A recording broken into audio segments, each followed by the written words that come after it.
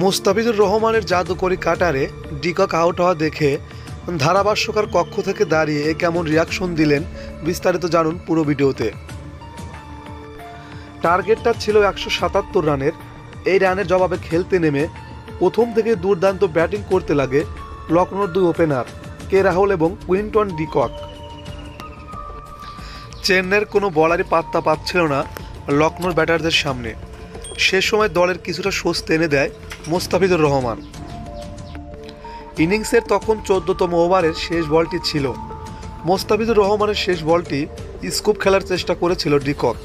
তখন ব্যাটের কানায় লেগে ধোনির হাতে ধরা পড়ে।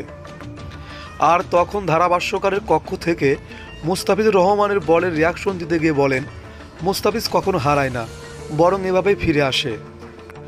মুস্তাফিজ 4 ওভার বল করে 43 রান দিয়ে 1 উইকেট পান। আর বন্ধুরা, আপনাদের মুস্তাফিজুর রহমানের বল কেমন লেগেছে প্লিজ কমেন্ট করে জানাবেন। আর যারা এখন আমার চ্যানেলটি সাবস্ক্রাইব করেননি প্লিজ চ্যানেলটি সাবস্ক্রাইব করে দিবেন এরকম আপডেট খবর পেতে। ধন্যবাদ সবাইকে।